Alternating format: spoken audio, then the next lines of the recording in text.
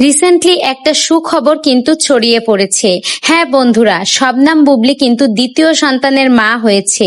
সাকিব খানের ঘরে আবার নতুন সন্তানের আগমন ঘটেছে।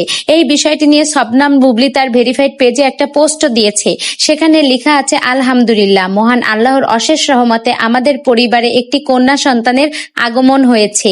এই আনন্দের মুহূর্তে যারা আমাদের জন্য দোয়া করছেন এবং শুভকামনা জানিয়েছেন তাদের প্রতি আন্তরিক কৃতজ্ঞতা। আমার মেয়ের জন্য সবার দোয়া কামনা করছি। তো ভেরিফাইড পেজের পোস্টটিতে লেখা ছিল এইরকম, যেটি এখন আমি আপনাদের পড়ে শোনালাম। আসলেই কিন্তু একটা খুশির খবরই। সাকিব খান কিন্তু আগে দুটা ছেলে সন্তানের পিতা ছিলেন, এবার একটা কন্যা সন্তানেরও পিতা হলেন। এটা কিন্তু আসলে খুবই আনন্দের বিষয়। সাকিব খানের একটা মেয়ে হয়েছে, এটা শুনে এত ভালো লাগছে, সবাই কিন্তু অনেক অনেক খুশি হয়েছে। একটা কন্যা সন্তান পিতার আয়ু বাড়ায়, অনেকের ভাগ্যে কিন্তু এই রকম জোটে না একটা কন্যা সন্তানের।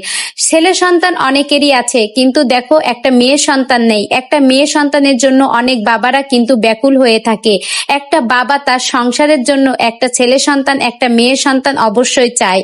সাকিব খানের সেই ক্ষেত্রে ভাগ্যটা অনেক ভালো যে সে একটা কন্যা সন্তানেরও বাবা হলো। কন্যা সন্তানই একমাত্র বাবারকে বেশি ভালোবাসে, বাবার মায়া মোহাব্বত বোঝে। বাবার কাছে সবচেয়ে বেশি আদরের কন্যা সন্তান, আবার কন্যা সন্তানের কাছেও কিন্তু বেশি আদরের তার বাবা। তো সাকিব খান শেষমেশ যে একটা কন্যা সন্তানের বাবা হয়েছে, এটাই কিন্তু তার জন্য খুবই লাকি।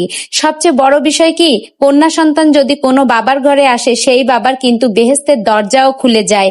আল্লাহ কখন কাকে কোন জায়গা নিয়ে যাবে কেউ কিন্তু বলতে পারে না।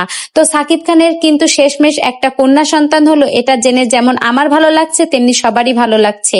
তো বন্ধুরা, এই ভিডিওটি সম্পর্কে আপনার মূল্যবান মতামত কমেন্ট বক্সে জানান। সাকিব খানের একটা কন্যা সন্তান হয়েছে, এই খবরটি শুনে আপনার কেমন লাগছে?